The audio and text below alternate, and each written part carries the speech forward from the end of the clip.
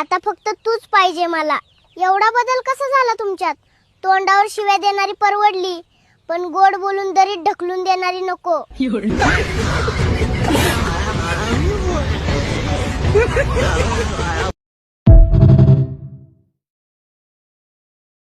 तुम्हाला एक सांगू का भावांनो, माझ्या नवऱ्याचं माझ्यावर लय प्रेम आहे. माझा नवरा माझ्यासाठी काय पण करू शकतोय, पण माझे नखरे बघितलं तर दिवसातनं 4दा मार खायचे आहेत.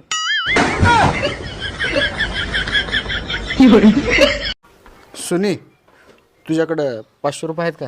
इथं माझ्याकडे विष खायला पैसे नाहीत. हे घे 20 रुपये. कशाला?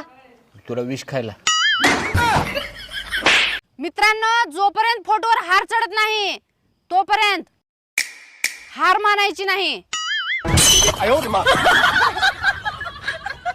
रोज भांडे घासा, रोज कपडे धुवा, मला नाही जमणार.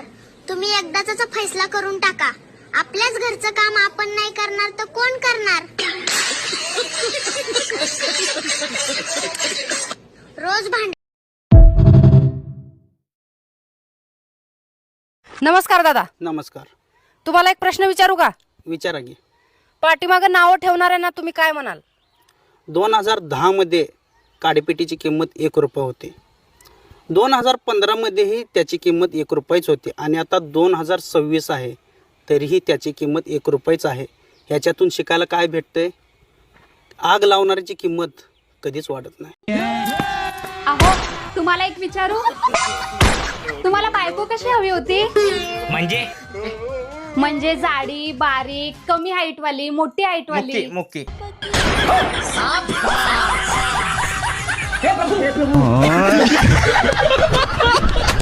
देवर जी, ये लो बैग और निकल जाओ इस घर से. भाभी जी, आपको क्या प्रॉब्लम है मेरे बिजनेस से? टाटा, अंबानी, बिरला ये लोग भी बिजनेस करके बड़े हुए हैं ना. फिर क्या गांजा बेचोगे क्या? नीच आदमी, निकलो यहाँ से. अजी सुनो ना, आज मेरा मूड बहुत अच्छा है. तुम्हारे लिए बिरयानी बनाऊं या दाल चावल? बिर्याणी बनाओ. दाल चावल बनाओ. ठीक है, दाल चावल बनाती हूँ.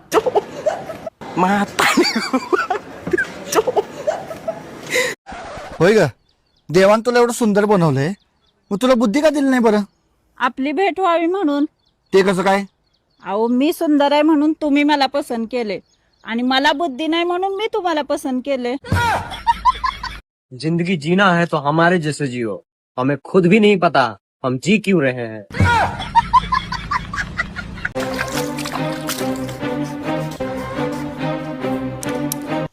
ऐक ना, मी आंबे आणले ते 150 रुपये डझन. एक आंबा कसा पडला सांग बरं मग. तुमचा मुडदा बशवीला 150 रुपये डझनचे आंबे आणले तर आणि एक आंबा कसा पडला ती मला विचारतात का काय? तुमच्या हाताला काय रगत पिची फुटली का? कसा पडला? जा त्यो आंबा पहिला सापडून आणा कुठं पडलाय ती. त्याच्याशिवाय अजिबात घरी ते 11 आंबे इथं ठेवा आणि तो एक आंबा कुठं शिक पडलाय ती सापडून आणा. त्यो मला विचारते कसा पडला. मी आणलेत होय.